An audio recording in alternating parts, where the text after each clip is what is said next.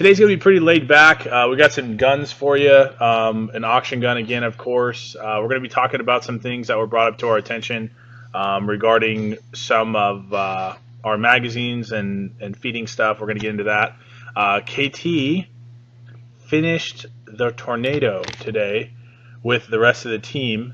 I haven't heard from him. I text him at night, he never texts back, so I'm assuming it was like the, what is it? What's that CNN? The discussion room, or what is that called, where they do all the heavy stuff. I can't even remember. You guys know what I'm talking about. But he's been diligently working away for that, so that is done. So the next took a while. Yeah. It definitely took a while, but it is worth it. What is the next step? Next step is getting it produced. So I've been doing a lot of 3D printing on it. Actually, we're doing a little documentary on how a product comes into life, from concept to design, testing, all the different phases that we go through to get a product out. It's quite intensive. So you guys can be the Situation Room. Damn it! Situation Room, yeah. That's it. He was doing that all the past 2 weeks. Situation Room in his own office, and it was exactly what I was looking for. Thank you, Callista. Go on. Sorry, I saw that and I was like, so, yes! Been testing it, redrawing it, make correction, changes where necessary, and now it's ready. So I was saying that we are doing the documentary on it, going different phases of the design, and hopefully I can put that out maybe a month before the product is released, so you can see how much work being put behind a product to into production. It's a lot of hours. I have to say, this is my first time I got to watch you do a project from start to finish, right, from like concept to initial design, and then ultimately through the 3D printing process. And I gotta say, like when we printed some stuff, and then the kind of the mistakes that you see. When you have the model in your hands, yeah, and you don't watch it on paper or on the screen, right, and then you realize you're like, I missed a screw hole. right. I put it on one side, but I forgot to put the right, the part that actually tightens the body shells down on the other side. And it's so funny how you do that, because for me, I was like, a kid with ADD. I got super excited just looking at the picture, and I didn't, I didn't see that detail, and it just shows how much attention really needs to go into a project like that. All the things that are included when you're designing a paintball gun. Tolerance, if there's right, not enough material in this area, what could happen is it right, could crack, stuff like that. I don't think of right off the top of my head, but I've been learning that from KT. I've learned that from Tony and Mike by being here while teching guns. But obviously they're already created, so it's a little bit different process. So it's really cool to watch you do that, and then ultimately kind of surprise yourself. We're like, oh man, how did I miss a screw hole? I know right, I'm way smarter than that. You know what I'm saying? Like right, that kind of stuff is funny. But I think you guys are really going to love that. I think it's going to be a really, really awesome Magfed marker that's going to take the whole industry by storm. And for those, I did see some questions in there. Yes, it's a dedicated AK-12 model. So we'll have complete markers, and then we will have obviously the conversion kit for the X7 Classic. So that will be hopefully bring those markers out from the closet into on the field. Exactly.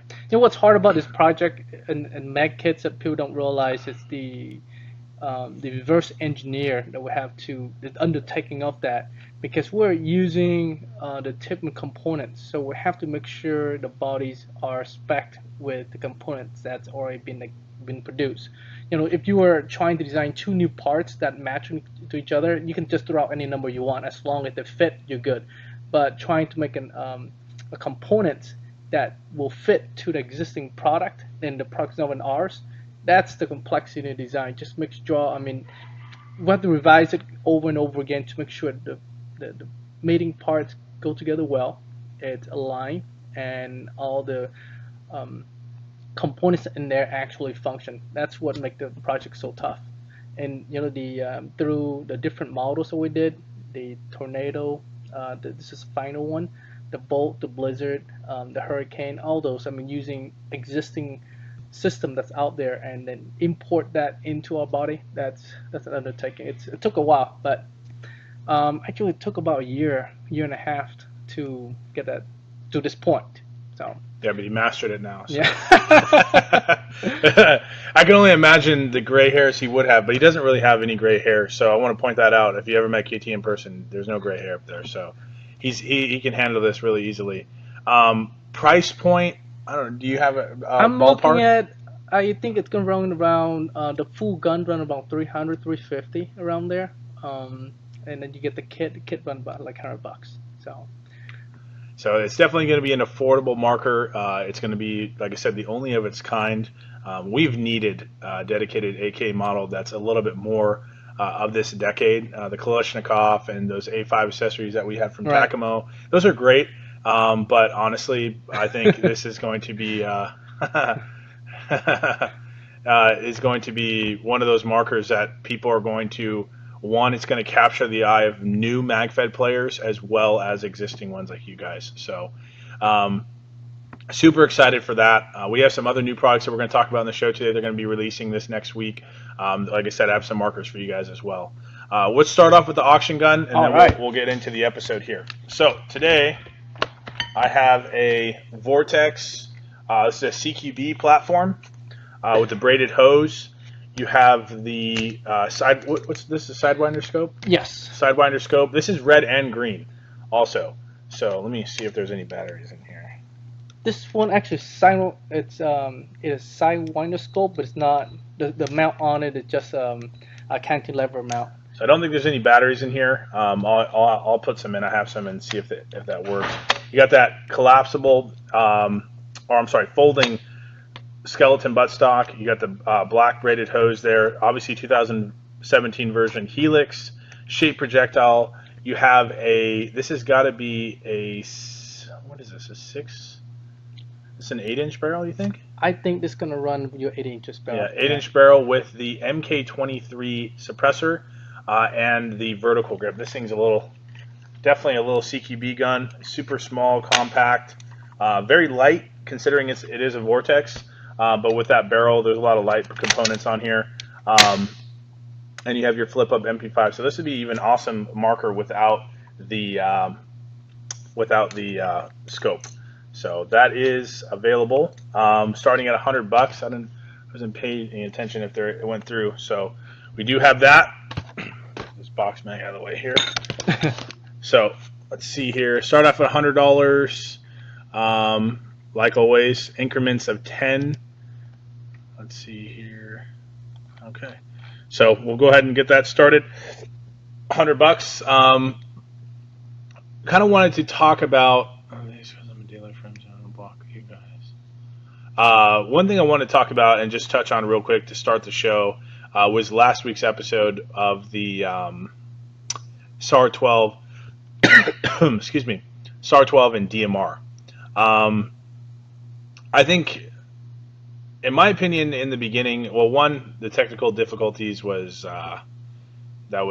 that it sucked, but it was unavoidable. Unfortunately, we didn't have any control over that. When we do the episodes in the back, it's difficult for us to be successful with the internet. On top of that, the complexity of the test itself, we wanted to definitely do more and have more ready, but we wanted to show what it takes for us from a DMR right off the assembly line. Now, obviously, one thing I want to clarify, because I'm a part of the SAR 12 owners group, and obviously in the DMR group and then Magfed Paintball, where a lot of the conversations were happening of this test, and a lot of people were saying that, well, why would I buy a DMR if I have to do all that on my own? Well, that is not something that you do on your own. We tune it here to get to that desired FPS. That is a part of our QC process, a part of the build and test process here at our facility. You don't do that. What you need to do when you receive, and this is a video that me and KT had talked about afterwards, that we will be doing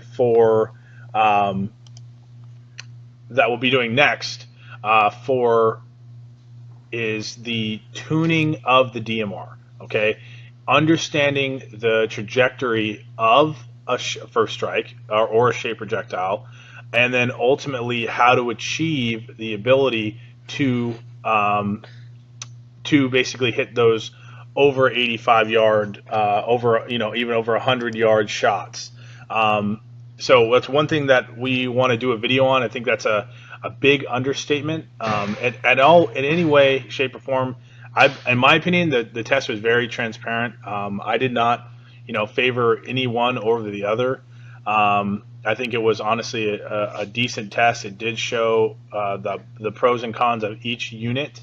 Obviously, the SAR 12 owners are very loyal guys. They have a very, they're very technical about those types of weapons, as they should be, because that's what you're getting for. That's what you're getting for when you buy a product like that. Right. So, but I just wanted. There was a lot of stuff a lot of flack that was coming around from that. A lot of like, oh, I bet you $20 they couldn't even cycle it. Well, I think we did a pretty damn good job for my first time, and I only flipped one first strike round out of the 4 or 5 mags that actually shot at that thing. So, but for a new player and for other players, people, it's all opinion based. That's exactly what I learned from this test. It is all opinion based. A SAR 12 owner has their own opinion about why the SAR 12 is the best, and there's DMR guys out there that own a DMR that have an idea of why they think the DMR is the best.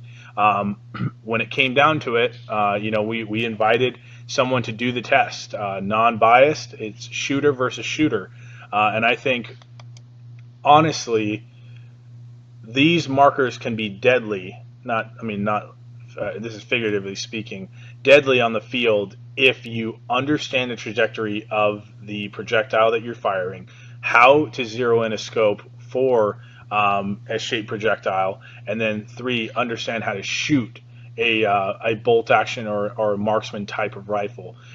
Anyone can, if you understand that and you train and you learn exactly how to achieve those things, you can achieve those long range shots. What did you think?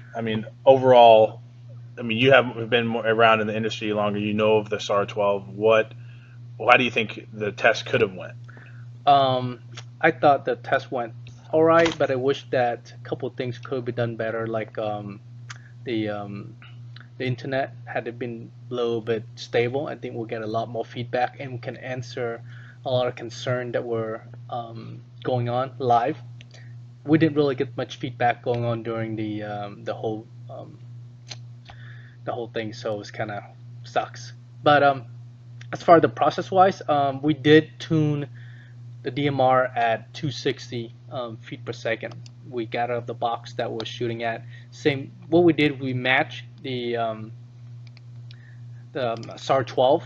So we matched the DMR with the SAR 12 velocity to 260, and we're shooting very stable. We're just gonna about to do episode just like that, but in halfway we decided to change the velocity, kind of bring it up to velocity 280, so that way kind of standardize what people are shooting at. But doing that process is kind of causing some issue there as far as the it seemed like having a technical issue, but it's just normal when you tune a marker up. No matter what kind of marker you're using, you still have to take the time to tune it right. That's the thing that I kind of, that process itself takes too much time, and a lot of people kind of, they're kind of drown away from the whole process. So yeah. But as far as market-wise comparison, it's two really different mark in a way, two different engine, two different type of use. One is like heavy, long rifle. You cannot run around with the SAR 12, but the DMR you can run. You can like a mid-range to like a long-range system. So it's a two different system. And if you really compare side by side wise, obviously SAR is a better rifle as far as shooting range wise. It has a 20 inches barrel, as opposed to the DMR has a 14 or 16 inches barrel. Why don't we put a 20 inches barrel? Because it doesn't exist. There's a lot of technical aspect to making such a barrel. We are working on to release it out for you guys. So I'm looking about another 2 months, and we can have those 20 inches barrel. And then from there, I think you can really compare between the two side by side as far as range wise. I'm hoping that by that time we have it, we can invite two of the best shooters of the one for the SAR-12 and one for DMR, two best shooters of those systems, and have them neck to neck compare each other. Take shot down range at 100 yards, 120 yards, and then swap weapon. To see how they do. So you're shooting on a system that you're familiarized with, that you can take shots, so far away, and let's see how well you do. Are you comfortable? Are you able to hit the same target? Say we put a target down 100 yards down, human-sized torso target, and have two of them shoot it. And if they both take a shot, great, which means they're comparable side by side. And then swap the weapon. See how easy for you to actually use another system. So that's also an aspect. So user-friendly usability as a first-time user, that's also an aspect of a features or a product, right? You don't want to be spending hours on end trying to learn a new system that you just purchased. So, Right. And basically what the outcome of, or really the premise of that kind of test would be, does the tool make the shooter, or is the shooter make the tool? Yeah. And in the real steel version, which is what a lot of people had wanted to go back to, which, like we've said before, real steel does not cross over into the paintball world. You're talking, there's too many variables in the paintball world that the real steel world does not have. So it's really, really difficult to compare using those types of realistic qualities and apply them to that of paintball. Now, as a sniper is concerned, okay, and I talked to a friend of mine who is a Navy SEAL in SEAL Team 2, who does do sniper type of operations, and I kind of asked him a couple questions about where a tool like this would come in, and his feedback to me was, well, if you could understand the projectile that you're firing, which is what they learn in the military, is they learn about the projectiles that they fire, the trajectory, how to accommodate, overcompensate, undercompensate. It doesn't matter. There's a lot of variables that come into play, but it all comes down to the projectile, because they know the trajectory of that bullet. So if they have to adjust, the same thing we do here for windage, elevation, the wind speed that day, how far it is, blah, blah, blah, that's all they have to do. But on the paintball aspect with shaped projectiles especially, you could accommodate for the windage, elevation, wind speed, all that stuff, but our projectiles are inconsistent. And that is something that you can't do, and you don't have the ability to zero in a scope and have to basically accommodate that inconsistent projectile every single shot. It just doesn't happen. That's why I asked a lot of people. I've consulted with Lou Arthur after the test, and he had a lot of valuable information for me on the SAR-12, and I really appreciate his input. He's actually one of the beta testers for David Williams, and he kind of said the same thing. I've hit shots at 125, 135 yards, but it took me, three shots to actually hit the target, and that's in my opinion, that's really good. That's really good. But if the player doesn't understand how these fly and how to adjust that type of marker, it's going to take probably more than 30 projectiles. You're talking maybe 5, 10, Yeah. 15. It all comes down to that. So I think if we did that video for you guys on how we tune the DMR, now the SAR-12, we're not going to get into that that debacle, but I'm sure if there's somebody who does have a SAR-12, and that would be a very valuable video to do for people who are interested in the SAR-12. And Yeah. like I said, I think a lot of people sent us a lot of positive feedback as far as the transparency of the test, as well as our honest opinions and how it really worked. Yes, it was a little unorganized. Yes, it could have been better as far as technical, but that it was out of our control, honestly. So I think I really appreciate you guys tuning in. I think it was a very interesting episode. There was a lot of feedback, a lot of, well, it does this, and well, it doesn't do that. I like this, I like that. Overall, I think both markers have excellent qualities. it really, for a lot of players, in my opinion, based off of the questions that we get, okay, it all comes down to price. It really does. And that's just how it is for a lot of people that ask those questions.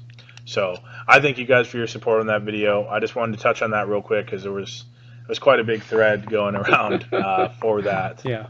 But regardless, I think it's our next stage for doing on that is doing a video on sighting the scope down and sighting down the shots for a DMR for the bolt action. So we're looking to do videos, I think, next week on that. It's going to spend in the afternoon to do it, maybe an hour or two of showing you guys how to tune it. What kind of shot you expect to have when you shoot a rifle as such, right? Because if you're shooting a semi version, you can actually expect to take 60-yard shots and so on. But shooting such a system, what do you expect? How does the round fly? Is it straight, or is it flat, or is it curved down? Which basically a full video how to tune and shoot first strikes or ship rounds. So that will be next week's episode. So for those of you guys who own a DMR, watch that video, have your DMR out, and watch us do how we tune it, because that is one thing. It's not next episode. We're gonna film that. Oh, we're gonna film it. That's right. That's right. Because we can't really do it live because of the complexity. We have to use we want to use the different angles and stuff like that. So I remember that you said that.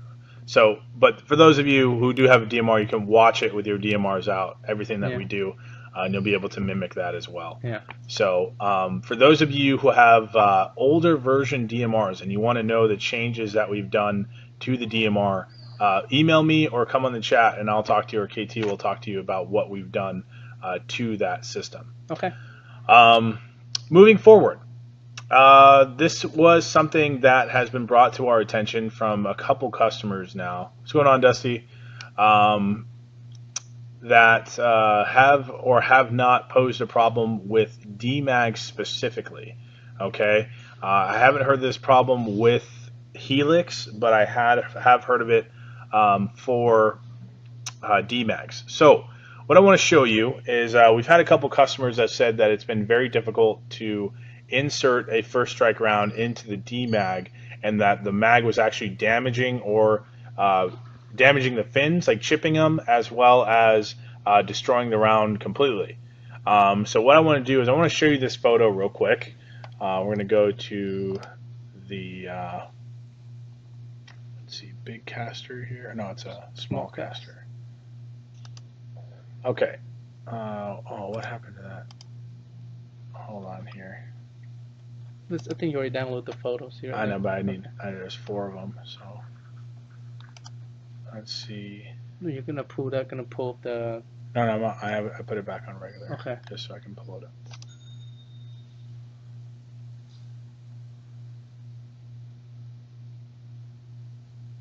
That's what I'm saying. You're gonna pull up the photo. If you pop up right there, I think it's download on the left hand side there. I know, but it's only 2. It's only 2. Okay, there's 2, 4 total ones. Okay, I'll get it. Just open it right now. All right. So what I'm going to show you here is the new yellow and smoke first strike round. So the length here. I want you to pay attention to length. It's 1733. From the next one, you have 1741. The same batch. Okay. And here are the older first strikes, 1693, and then the last one is 1695. So the reason I want to tell you this, okay, is when this is something that we found out too doing the test last week. It was very difficult to insert them in, and I brought it to KT's attention. I said, hey, this is really weird. That's very, very tough to put in, and I actually ended up chipping the fin, putting it in there, and I was installing it obviously the correct way. So what we found is that these newer ones are actually significantly longer than the older ones. So the gray, all of that stuff, which does make it difficult because when they go through the DMAGs especially,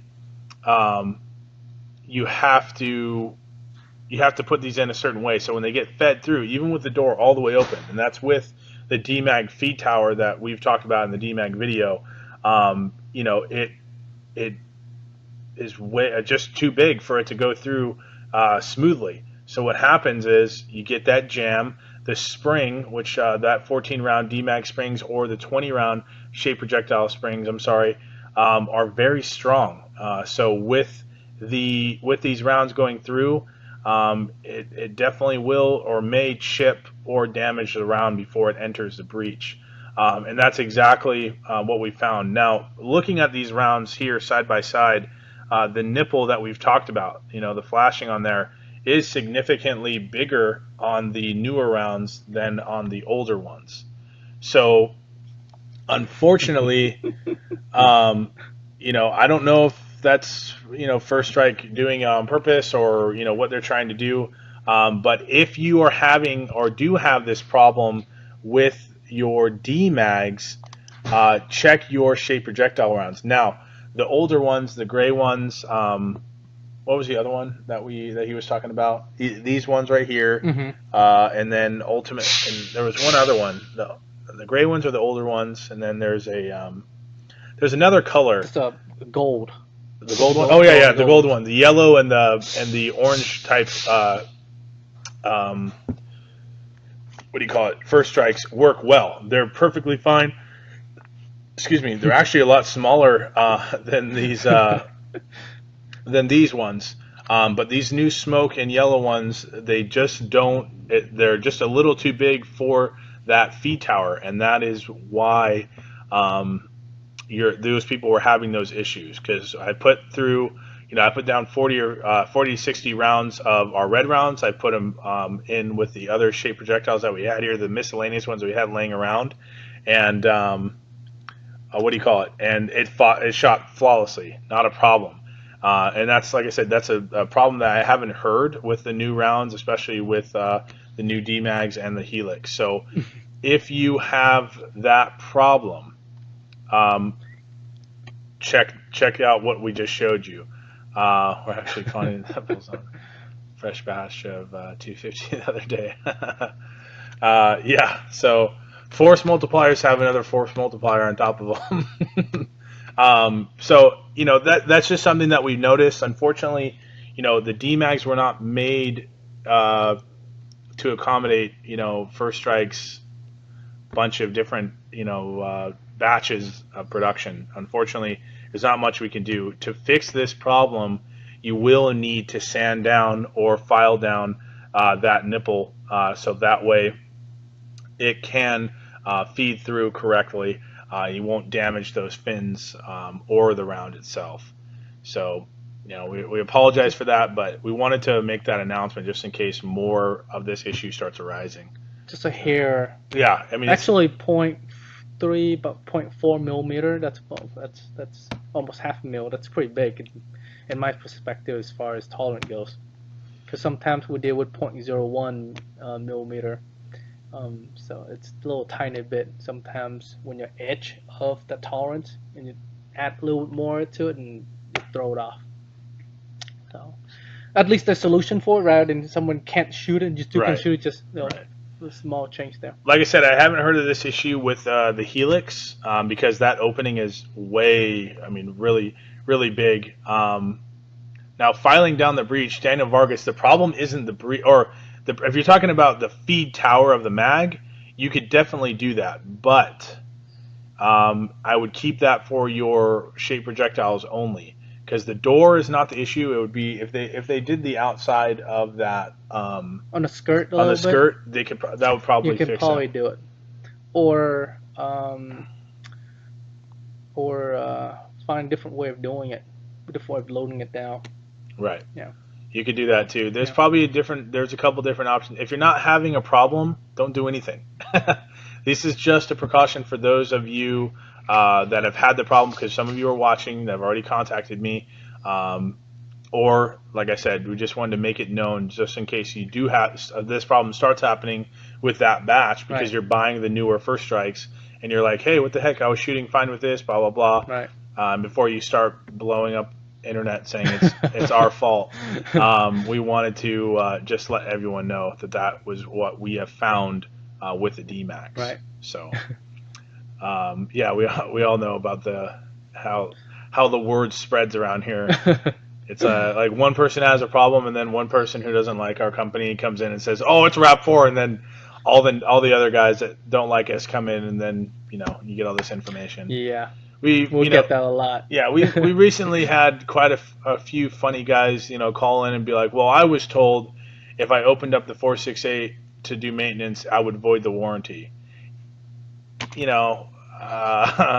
It's stuff like that. We have warranty worse than just opening it up. Exactly. So we know how information can get transferred through the internet. It's like the worst game of telephone ever. You know what I'm saying? It's just we'll never win. But that kind of silly information. If you have a question, just give us a call. Yeah. Let's go over that auction gun one more time for those that missed. So right now we have a Vortex CQB. This has the folding UMP buttstock. UMP buttstock. I love this buttstock. It's one of my favorites. Very durable, very solid construction.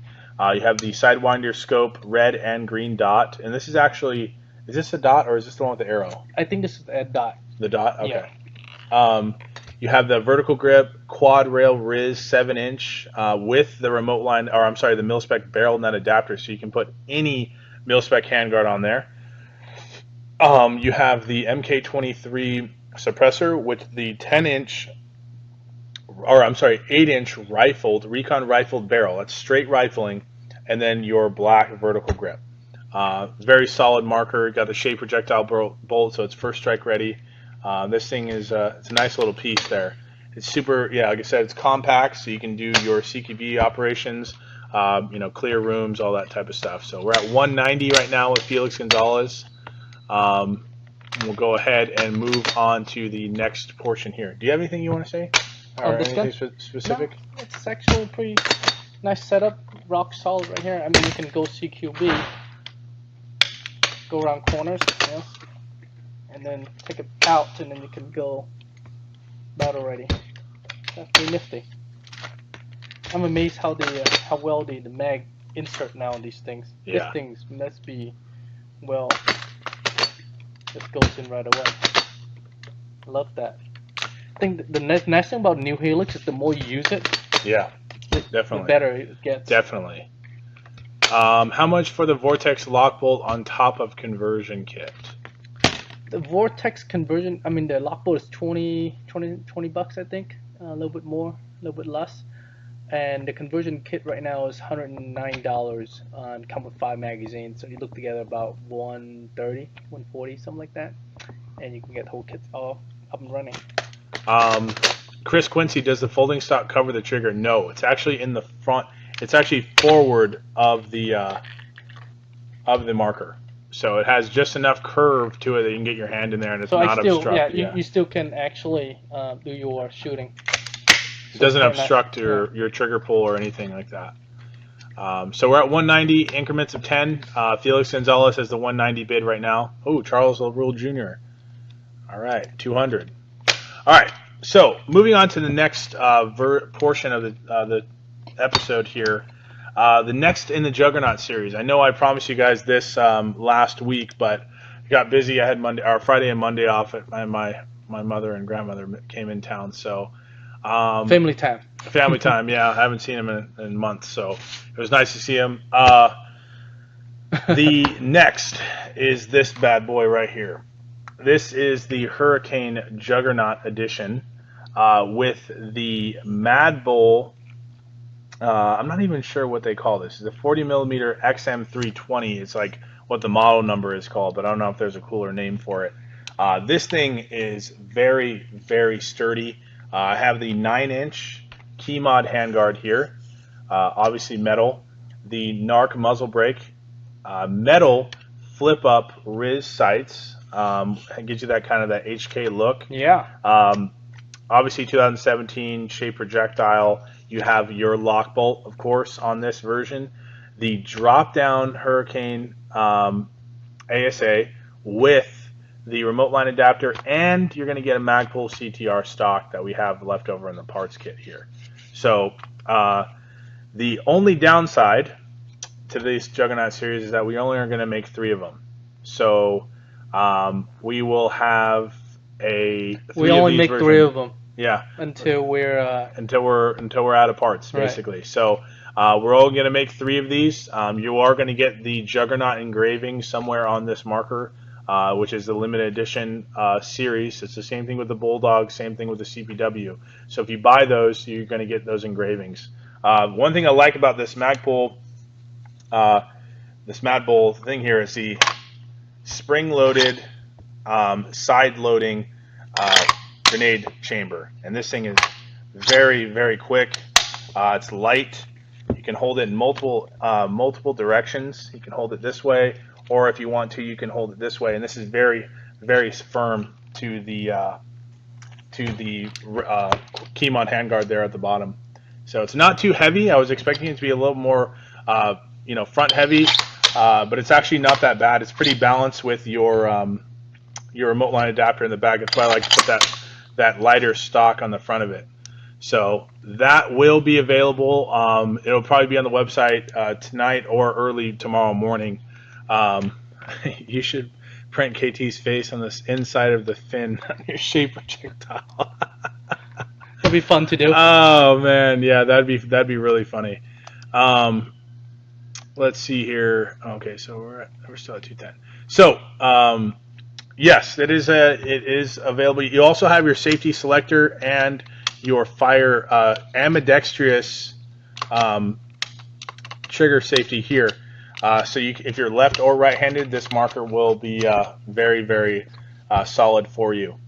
Right. So we will put the price and everything on there. There's only going to be 3 units available. Rondo Khan, how good are these launchers? These launchers are very damn good.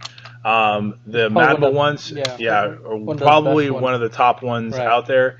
It's metal construction, all of it aluminum except the polymer grip here. The lower is polymer, but the frame itself, all the components, it's rock solid. This tips right here, I think the kit may come with replacement black one. I'm not sure. I've seen them come with replacement one, but I haven't seen. I don't know. There's an extension for these as well that you can find online for Magpul. I've seen those. But the trigger pull is one of the ones where it allows you to engage multiple types of grenades. Now, one thing that I've noticed with you see how far that goes back? Right. No, they travel. The travel, yeah. So there's a lot of different 40mm grenades out there. Okay, a lot of you guys have been asking me where can I get them, or if we're the only ones that sell them. No, there's a lot of people who make those grenades. Probably about 100 different types by at least 20 different manufacturers. There's some explosive. Yeah, some explosive. Some smoke. Some just a foam head. And definitely there's rubberhead now. Rubberheads too, yeah. You can shoot foam balls, even stress size balls out of them. I mean, there's a lot of different stuff. There's high capacity grenades. There's low capacity. There's mid capacity. There's a lot of different types, and they will all work in this launcher or our other launchers as long as they are 40mm. The 37mm ones, will those work? I don't think they will. 37? I haven't seen 37. There's 37mm. There's an out there? Yeah. I haven't seen 37. We will be bringing in the tag-in rounds. Those are, a lot of people have been asking about those, but we'll only be able to have those available in store only. So you have to come get those from us here in the shop. Right. Can't ship them. We can't ship those because they're pyrotechnics, but we're going to have the marking ones that have the powder filled. So once they hit their target, it's this big orange or red powder dust type of thing, and then we'll have the dummy rounds with the foam tips that you can shoot out as well. But we will have those for our launchers, so we'll be using a lot more for those Juggernaut series. I think someone was asking, I missed it earlier. Then working on some area of remote line, something about a lock bolt on the Vortex. I think I missed that. Something about asking whether the auction gun has a lock bolt. No, the auction gun does not have a lock bolt installed yet. something like that. I kind of glanced through it. Those dagger defense sight on that Hurricane. No, these are the Riz flip ups, metal flip ups. Um, yeah, they're a little stiff. You gotta break them in a little bit. You have to press them down Yeah. and rotate them down like that. Yeah, those are very solid, very solid sights. The barrel, though, is a part of the Lion Claw that KT was working on. You want to talk to him about that? Yeah, actually, it's online. I just put online a little bit a while ago, right before we got online, right before the show starts. So, small. Actually, punching where the site first. You can close some of those tabs. It might be slow. Okay. That one you close, and then the middle one you can close. Kill this one? No, the other one. No, not this one. There you go. I'm gonna search it. No. Oh, you can go to new product, and then we'll go to small caster. Yep. All right. So this is the Lion Claw series barrels that we just put together. It's because I went to a lot of events, and a lot of people asking for a barrel that can shoot both first strike and regular paintball. And I didn't able to give them solutions, so I kind of come up with a solution for you guys. These barrels are not that expensive, and they come with different lengths. They come with 3 inches, 5, 6, 8, 10, 12, and 14. Nothing longer than 14 because this is not meant for long range. If you want to shoot long range, then you should get a hammerhead rifle barrel anyway. So these are barrels for shooting both shape rounds, first strike, or regular paintball. The outside diameter is 7/8, so you can put on Tipex, you can put on your TCR, you can put on any A5 thread systems. And the bore is .687, so that will allow you to shoot many varieties of paintballs very consistently. Right. So most balls are right now about 6.84, 6.85. So when you're shooting this barrel, it's perfect. And shape round first strike, it runs .686, so this is .7. So kind of ideal barrel that we put together for you guys. We can go as short as 3 inches, but it's not out yet. So the longest one and shortest one are not ready. We just made the two in between, the all in between one, 5, 6, 8, 10, 12 are available. The 3 inches and the 14 are not ready yet. So you guys, if you need a barrel that can shoot kind of generally both type of projectile adequately, then these are probably the barrel that you want to pick up. That's the Lion Claw series barrel. Back to big caster, and I need to take off the range cam. Range cam. All right. So we have an actual 3-inch, yeah. So a lot of guys have been asking us about these barrels, especially in those odd. A lot of people would think odd lengths, but there's a lot of odd length handguards out there. Well, especially when you go to an event like Ion. I was as Ion. People were asking me that over and over again, and I go, okay, let me see if I can do something about that. So I went back and got the machine shop, start running right away, and we got these out pretty quickly. We're able to work on these quickly because we already have the material, we have the machine, we have the drawings. It's just a matter of doing it. So we hit the switch on and it started cranking. So now we already have it. We are able to start to ship them out right away. So this type of projects easier and faster to do. Some of the ones that when you have the tools, you don't have the drawings, you don't have the technology, we have to develop, and that takes some time. Especially when we're talking about the people asking about the 18 and 20 inches hammerhead one-shot barrels. Those were tough to do because we have to readjust the machine. We were drilling the short one in the past. Now we have to readjust the machine to drill the longer bore block, and that process takes like months to do.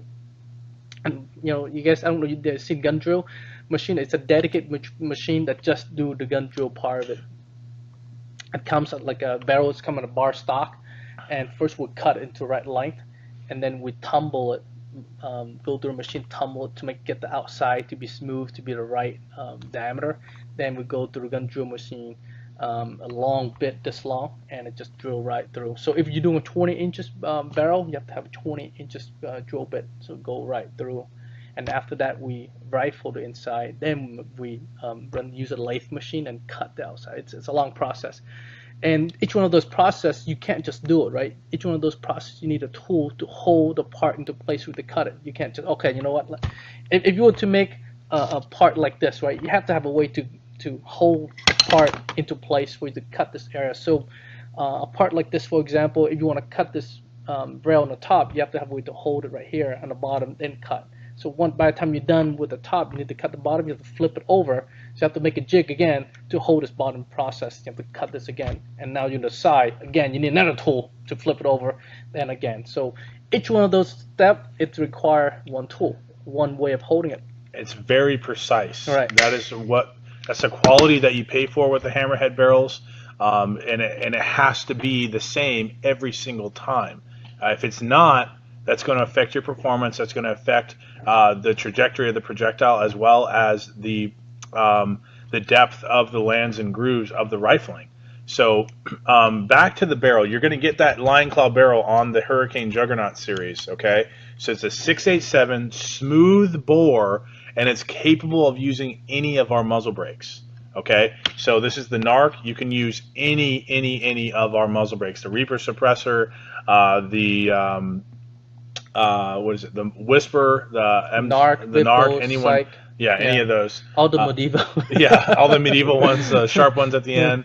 That they also double as hot dog skewers. Right. You can use any of those for these new line claw barrels. So, yeah, you'll be able to use any of that. Jamie, I want a .684 Recon barrel for the round balls. You know, funny thing is, we are about to make some of those. It's actually only 13 inches though. We were doing the mofo barrel, the .684 mofo barrel, and then we're gonna take some of that bar stock and we're gonna just thread it without doing any of the rifling on that. So you can expect to see that around, I would say, about 2 months or so. And we brought some of those in already. It was a gold one that you brought in, right? Yeah, we got gold ones too. So in the oncoming months, you guys are gonna see a lot of different. The next, I wouldn't say coming months, but next about 6 months, you can see a lot of variety in barrels. In hammerhead, we could start doing long ones, short ones, different design, different colors, gold, blue, green. We're gonna try to do. If you ask for it, we'll probably have to make it for you. We're gonna have to do small batches. We just made some changes onto the production process, and we're able to do smaller batches in different custom version rather than currently in the past where we just make like 1,000 of them and it got stuck there. Not sticking there, but the problem is that we have to do too many of them, and when we can't cycle through quickly enough. We're not able to be innovative, right. When we have to. We're sitting on a lot of stock. Right. So that's kind of what you're seeing now. Is we're really trying to innovate the way people look at our markers and how they would perceive them, and ultimately open up their imagination to allow them to see the potential with each one of our systems. So the hammerhead barrel system are the same. Someone did ask earlier here, what happened with the production system? Is it changed? Did we move? The production is actually the same. We've actually just implemented new steps in the process on how we get them here in our hands. The process changed in the final product. The gun drill and the rifling is the same. That doesn't change, but we're going to change how. What happened in the past is we have the bar, they get drill and broach, and then lathe, and then anodize and done. Well, this time we're doing it differently, so we're going to go through and just drill and then rifle all these bars, different length. And then we have a dedicated machine just to do different versions. So say if you want to do 13 inches barrel, we just take a 20 inches version, we cut that in half, and you have a 13 inches and a 7 inches. Now we have two. So we make two versions right there and then you have two different barrels, rather than just doing one process where you do a 20 inches and that's all you get. and you have to go through the entire process of production just to get one barrel. In case, well, you know what, we feel a little bit innovative today and adventurous today. Well, let's make some 5 inches barrel. So we take a 20 inches, we cut into 4 pieces, then we get 5 inches barrel. So one thing that we're going to do once we get the 18 and the 20-inch barrel in is we're actually going to show, give you guys a shooting test on one of our markers at the same FPS with the same projectiles. We're going to show you the performance differences, if any, between those lengths. So that way you'll have an idea of what you can expect as far as performance with these barrels. Will you guys ever build a virtual build your own 468 so you can see what rifles would look like with the colors and accessories? We did have that, Felix, on the old website. It was the gun builder. That was a very expensive and technical thing to implement on a website. We have talked about it here. We would love to put that on our new website. The problem is the operating system that our website is funneled through, we actually have to code that in. So it's a completely very time consuming, very time consuming, and then also very expensive to implement into the website. Well, in another word, we just don't have the resources to catalog all different components and then put into the system. So the system's already there. We already built the system. The coding of the program is already there. But the problem is now we have to go and take that component, match it that component into a position where the rifle is, and matching the price, the code, and everything there to make sure the right product is pulled into the system. That takes time, and we currently don't have the resources to do that. But not yet, because the new site, it's running well, but we're not done yet. I think once we're done with the site, a couple features we have not finished. Once we finish the site up, the new site, then we'll go back and then add in that feature in, which I'm looking forward to bringing back. Actually, it's long overdue. Yeah, definitely. I think it'll be a great accessory to the website. Right. So that is the Lion Claw barrel. You guys saw that they're already available on the website. Just the 3-inch and the 14-inch are not in. The Hammerhead barrels are available still.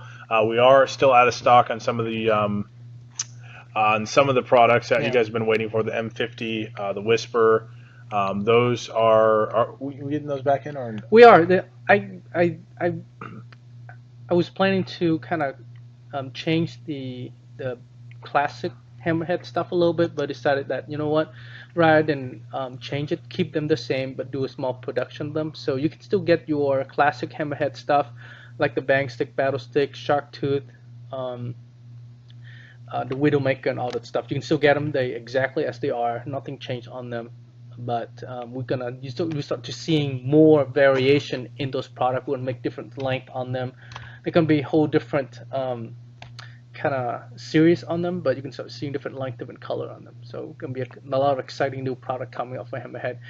That transition right now, a lot of you guys noticed we go to the Hammerhead website, a lot of product are out of stock. That because we're about to transition that, we kind of stopped the production for the last couple months, so can reset and organize what we're gonna do, and we're about to finish. We can start to see a lot of great things come out from there. Okay, how does the one shot do with round ball? Now, that's a good question, Chris. In my opinion, what my testing here with what you do with round ball, okay, if you're using that higher quality projectile, whether it's our AG1 paint, Valken Graffiti, New World, or Psyops, the ones with a thicker shell, you can achieve some decent consistency out of it. Now, rule of thumb, smoothbore or the Recon rifle barrels do a little bit better with better consistency with round ball, considering that the rifling doesn't cause any spin on the projectile that may or may not contribute to its trajectory as it leaves the barrel. Now, the Recon rifle barrels, recently we've been having a lot of reviews on the website, a lot of reviews on the product saying that the quote-unquote train track like rifling works well with round ball. So it does. I mean, we have those barrels for the last about 15 years, and they do really well. Very consistent barrel. If you shoot round balls, you cannot go wrong. That because it's the train track you call it. It minimizes the friction as the ball exits, reduce tumbling, air kind of cushion between the tracks, so that way you can have an extra layer of stability. It's great. But it comes out more like a knuckleball exactly. than the spinning of the projectile, because really what it comes down to is the spiraled rod thing would be great, but the way that the paintball is filled is going to contribute to that spin, whether it's going to be exaggerated or it's not going to be as exaggerated, especially if the paintball had, there's a lot of variables. We've talked about it for hours, but if talk about size yeah, of rounds, talking about the shape of the rounds, you're talking about the weight of the rounds, you're talking about the feel of the rounds. I mean, there's a lot of variation in there when it comes to round balls.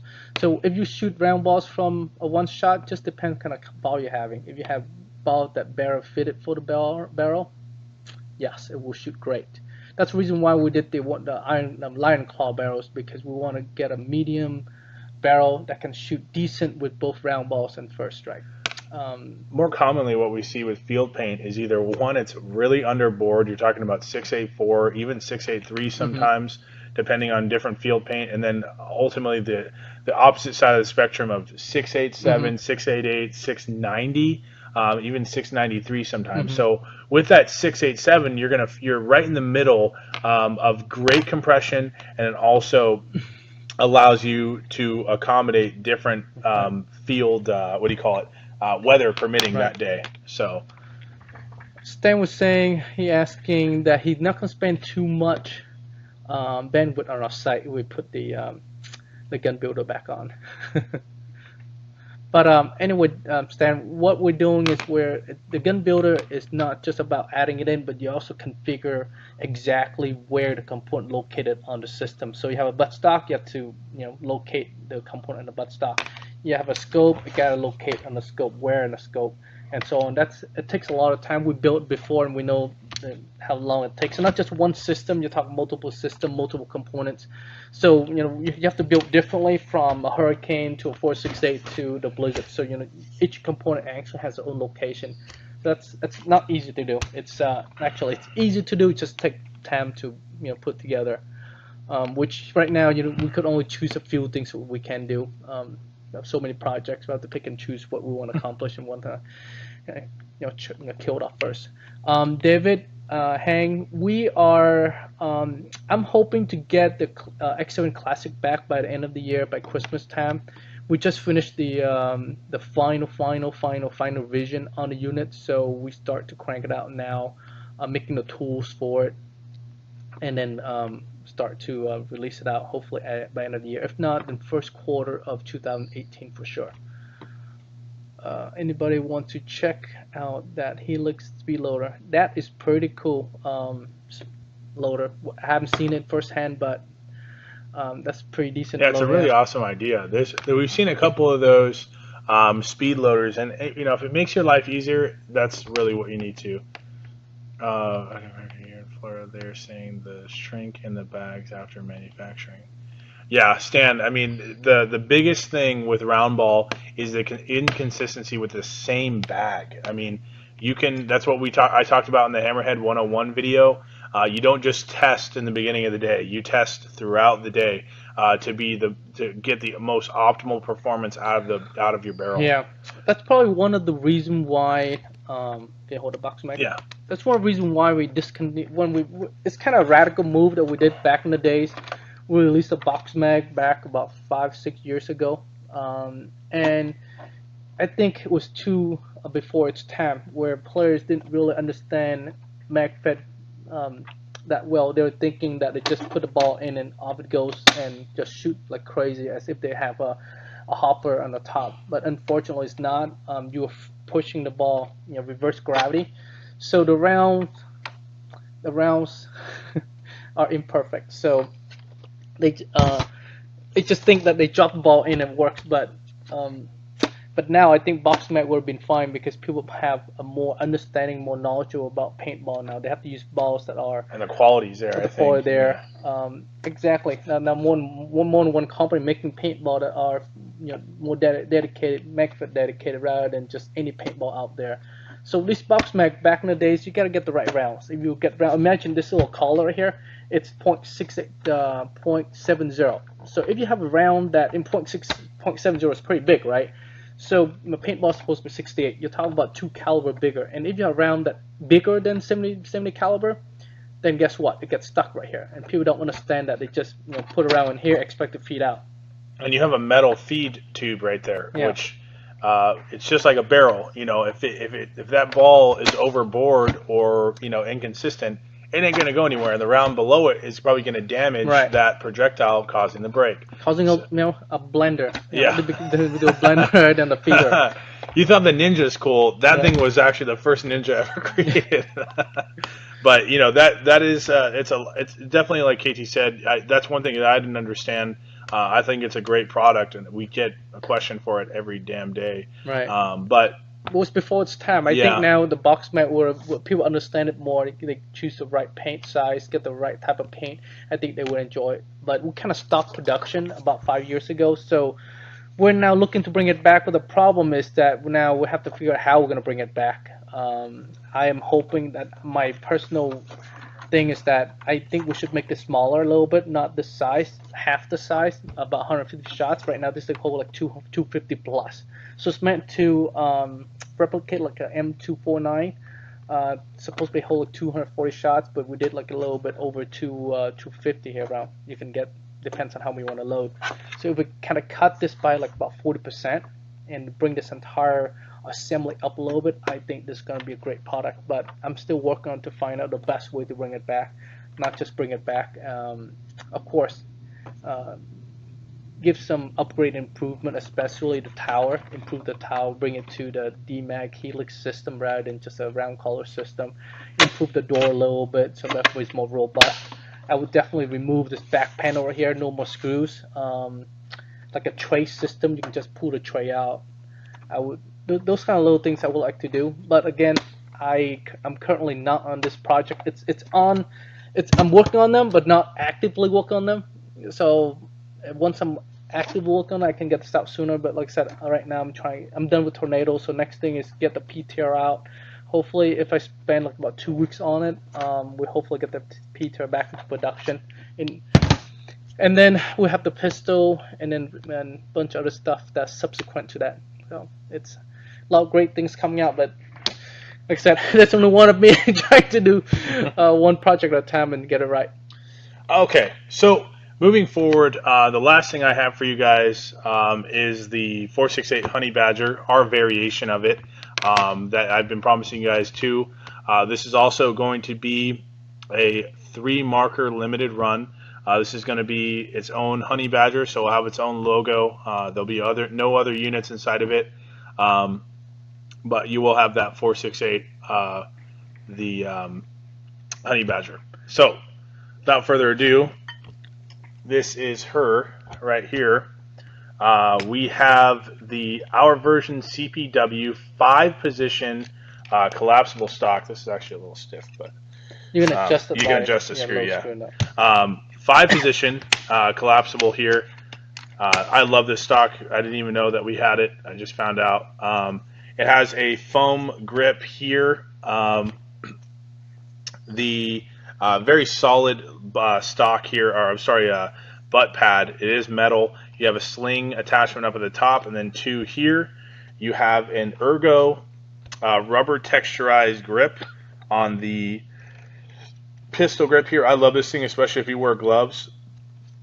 10 flip-ups. This is a remote line, 360-degree swivel, so you can have it on both sides here. No guide rod necessary. You have an APS dash handguard, okay? And this handguard is very unique. It is somewhat, what do you call it, bowed out, squared off here. You have key mod on the side here and the bottom.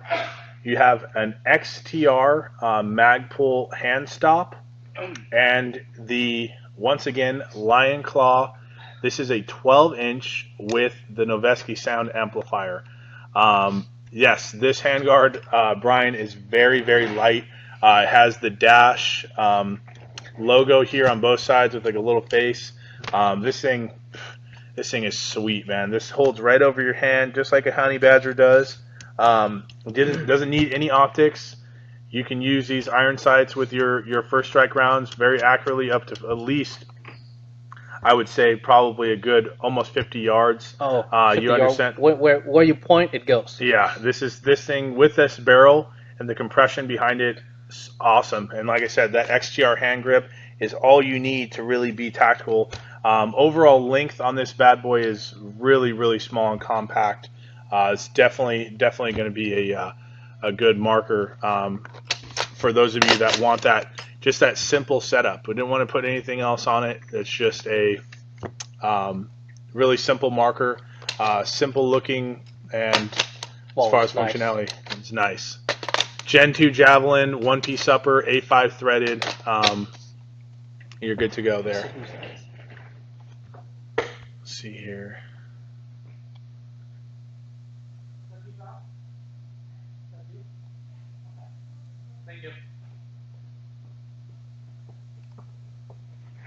No, this is nice. You know, I forgot how easy the mag insert are. You know, when you're shooting the old version for so long. Yeah.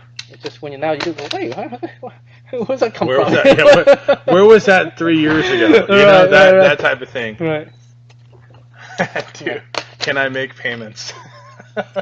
No, this is probably one of the most cleanest system that we put together.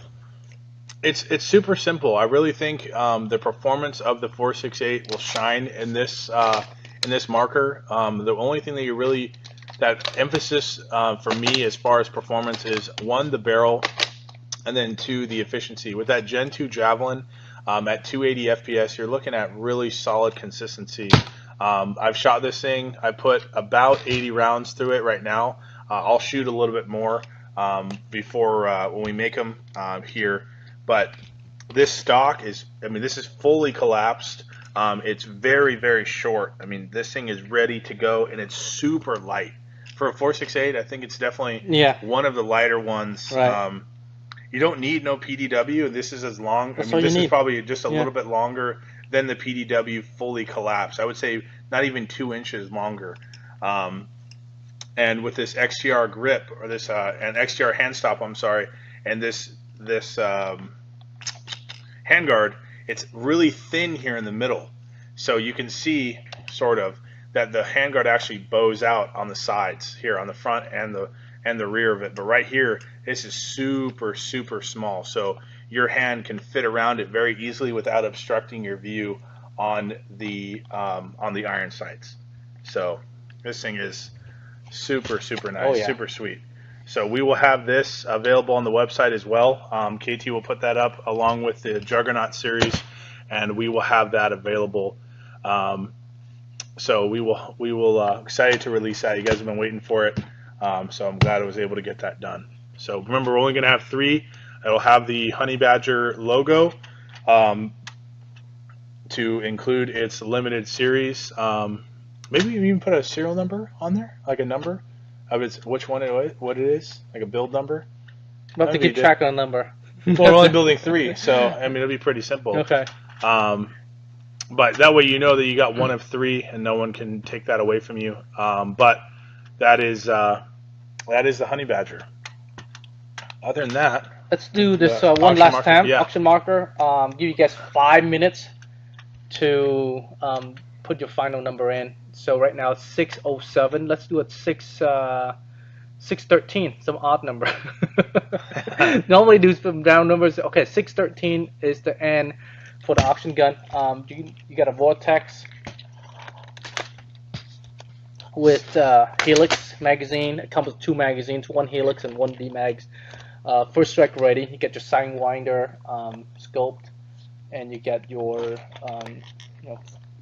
special op silencer that can recess in, and then you get your UMP full butt stock. You can do a little bit CQB, keep it nice and tight, rack it back, and now you get your full blown rifle. So Felix Gonzalez, you got it right now, buddy. For 230, it's 608. So at 613, when we see it here on the computer, we will go ahead and call it. Right. So increments of 10. Larry Torres, how much for the Honey Badger? We haven't discussed the price yet, but we will be adjusting the price to some of the Bulldog series and the other ones to accommodate the price, accommodate a little bit lower price The Hurricane Juggernaut we're going to talk about too, but I think having a build number on there would be nice outside of its serial number as well. That way you kind of know that, hey, this is the second one that they built in the series. So. Yeah, I didn't realize how cool this grenade launcher is. You know, you press this, it'll pop right out. Yeah. Well, it's ambidextrous. I mean, it's really comfortable on both directions. I will be doing a shooting test tomorrow with these grenades on the Juggernaut series because we did release the Blizzard. Some of you guys have seen that, and we'll be doing a shooting test with the marker to kind of show you the functionality of both. And we will that way you can see the power of those damn grenades. Those things are freaking powerful. Oh my gosh. Yeah. Trust me, I got shot in the back with one by KT. It wasn't great. But those are very powerful. You can shoot paintballs out of them and they will break. They'll come out of there at very high FPS, probably in the 270 range if you put 2 in there. Now you can fit 4 in that chamber, but what's going to happen is the 2 that are closest to the reservoir at the bottom will come out faster than the first 2. So the first one will probably dribble out, and the second one will dribble out, but the next 2 will come out faster. But if you want, it's a spread though. Yeah, spread. You get a spread shot, not like they're not in the same. Correct. If you shoot 2 though, when we tested in the back, right. You will. I mean, they were hitting the wall at about 50 feet from this far apart. So that's still a good human-sized target.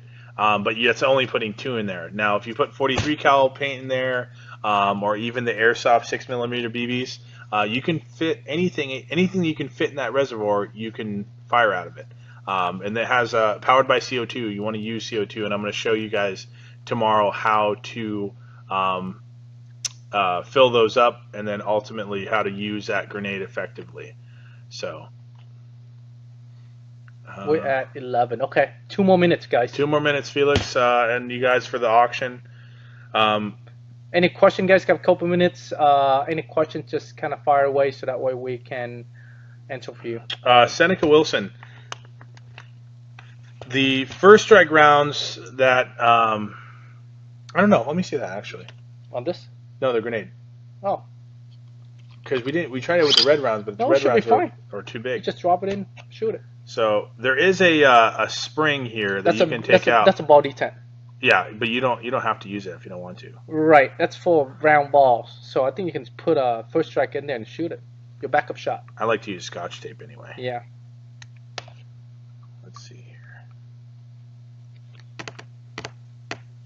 We got 612. Any last minute bidder? Could you work on the pistol first? The pistol right now, I just got done with the Hydra actually. So the Hydra right now in prototyping. In about maybe 2 to 3 weeks, you guys gonna get to see that the whole system, maybe even shoot it in about 2 to 3 weeks. But unfortunately, I'll be out of town for about a week for setting up another event outside the country. Hopefully, I'll fill you guys in about 2 weeks. You guys gonna love that. And when I come back, I'll show you guys where the event is gonna be located and when it's gonna take place. So it's an event, one of a kind in the world.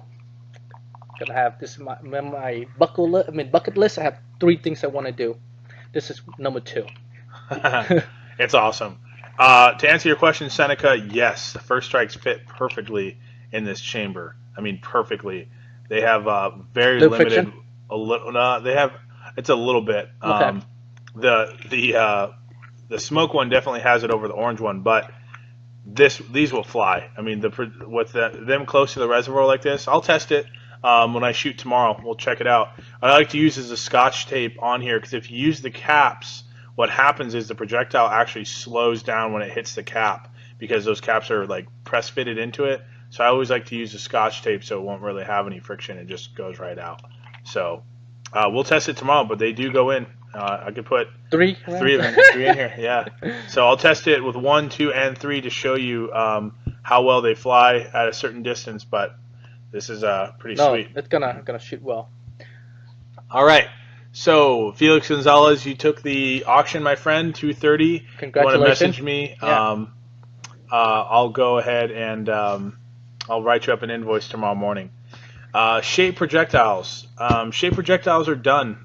We're just trying to figure out what we're going to do here with production. Like I give them the same speech every time. They like I said, the problem is how we're gonna handle the production.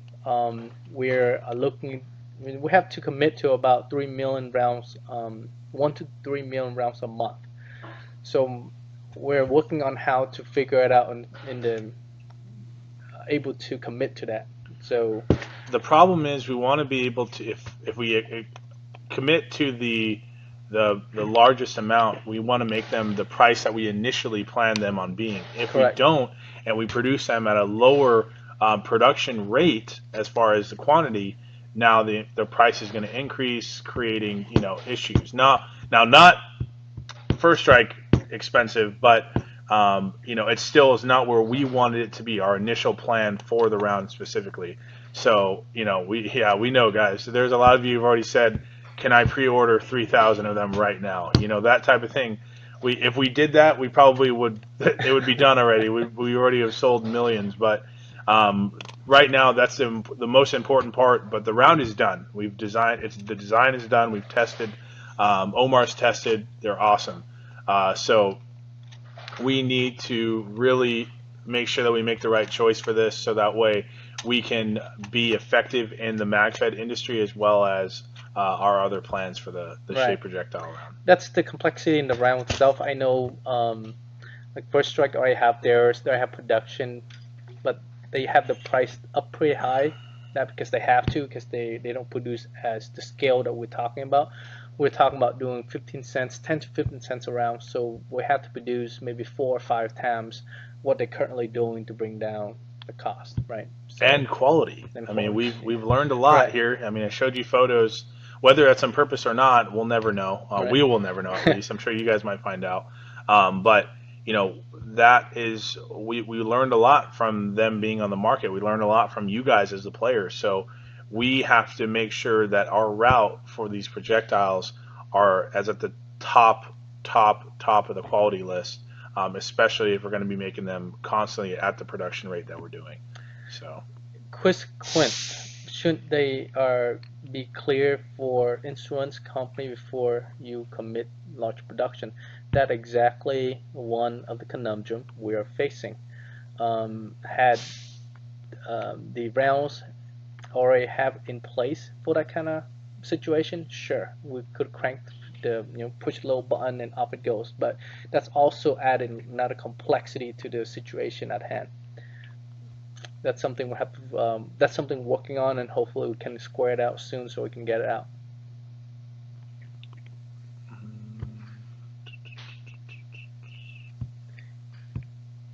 I know you guys want them, and we do too. And it's not something you just push a button, right? I was saying that it costs roughly about $150,000 just to make the machine to produce them. So if we can commit into that sort of investment, we gotta make sure that we can able to produce a round and hand it to you guys, so that way you guys enjoy them. And like I said, it's not just produce 10 of them, 100 of them, 100,000. No, we have to do millions of rounds a month, and the machine cannot stop. It gotta crank out rounds.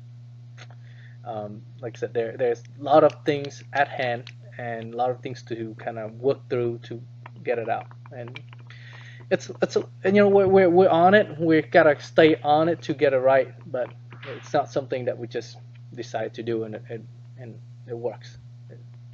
It's not that. Um, let's see here. Stan Dillard. I mean, absolutely. When you guys, we do release them, or we're talking about it, we finally have them in our hands here. There's already a lot of fields that have already been signing up to want to have that as their official round when it comes out, especially at that price. So that's one of the things that we have to make sure that we accomplish as well, because we want fields to be able to have these rounds to offer as their shape projectile or milsim scenario projectile. That will allow those fields to be successful in the Magfed world. So they're not just mixing their speedball guys with their Magfed guys or milsim guys. So Yeah, we know for sure that fields, a lot of fields would need these rounds for the Magfed players, and they would definitely carry them if they're able to make profit. Um, of course, right? I mean, those fields, I think I mentioned that before. You want the fields to make a profit and financially stable so they can stay in business for you come and play. You can't just go to a field and don't pay for registration and they don't make money on the operation. Then what? I mean, how long is viable? I mean, they got employees to pay, they got rent, they got equipment, they got all this overhead they got to cover for. I mean, it's nice, but every organization, entity, that need funds to survive because those basic expenses got to be covered for one way or the other through play registration or through selling a projectile or some other means. So when you guys go to a field, support them. I mean, don't try to cheat them from registration. Hey, here's my registration fee. That's how to stay open. I mean, a lot of places. I mean, I know an insurance company that does. Once upon a time, about 10 years ago, they insure over 3,000 fields. Now he barely doing 300, right? So you're talking about he lost so many fields because they closed down because they can't keep up. They can't keep the door open. That's unfortunate, but the idea is that the fields gotta stay open when you gotta support them, buy their paint or pay the registration fee so they can keep going. Otherwise, it's they're closed up and you have to drive further and further and further to go to a game. the reason too, from what I learned at Extravaganza and just talking to some of our dealers that work hand in hand with fields throughout the nation, even around the world, is the reason why they can't and sometimes don't allow shaped projectiles is not necessarily for the insurance, because we know that insurance can cover it. There's fields in the U.S. that use it now, but they're not profitable with the shaped projectiles. So that's why a lot of these milsim scenarios and things like that. How much it cost? 15,000 a year. Yeah. So Yeah. regular paintball field paid about $2,000 to $3,000 a year on insurance.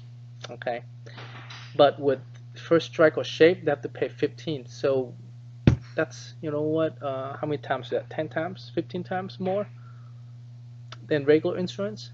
That's a lot. I mean, how many paint rounds, cases of paint they have to sell to recover that expense, or how many registration they have to mandatory yeah, have to get. I mean, exactly. minimum registration So to cover would- that increase. Yeah, would and they stay profitable. Yeah, would they be okay to increase the registration fee or increase the rounds? I don't know, whichever you guys feel comfortable with. But that's what we're facing, and I think that's something we need to overcome into the future as far as shape rounds and insurance and all the good stuff goes. Yeah, I mean that's the biggest conundrum that I've heard from everyone. That's why when you bring shaped projectiles, your registration for a lot of events, and I've been seeing them here recently, especially, is if you're shooting round ball, this is your registration fee. If you're shooting first strikes, this is your registration fee. And that's just to offset costs, and that's Right. the only fundamental way for these fields to make it eligible, because they know they'll get more players if they have first strike capabilities, but they know that they're not going to make as much money, so they have to offset that cost for registration. Rondell, we're not going to be an insurance company, but we're over our heads already with the project that we're taking on and the things that we do. So I don't think we're gonna go on to an adventure with that. It takes know-how, and we don't have that know-how. Other than that, guys, that's all I have for you today. Let's see. Any more comments or anything? Just let us know. We'll discuss about it. Yeah, we will. We'll go more into depth here, but stay tuned for the shooting test tomorrow of the Juggernaut series. We'll do marker tests, and then we'll also shoot the Honey Badger I'll show you how effective it is just with the iron sights, and we'll shoot some shaped projectiles out of it. And we'll be doing the grenade video, and then like I said, the KT has put up the Lion Claw barrels. So for those of you that are in the market for different odds and ends length barrels for that 687 smooth bore, head up our website under the new products tab. Thank you guys. Thanks for watching, and we'll see you out there. Later, Dusty. Yeah. Good to see you, Brian. Next week's show, guys, remember we are going to be doing the DMR tuning video. So for those of you that want to have that, not for the show, but we will be releasing that video out for you next week. I think you know what's good is we play the video and we Q&A. No, do comment, comment, talk about ask the video guys. Yeah. Okay. That might be the trick on that video, so we can fill in on a question and answer right there live. All right, guys. That's all I got for you. We'll see you guys out on the field. All right. Thank you.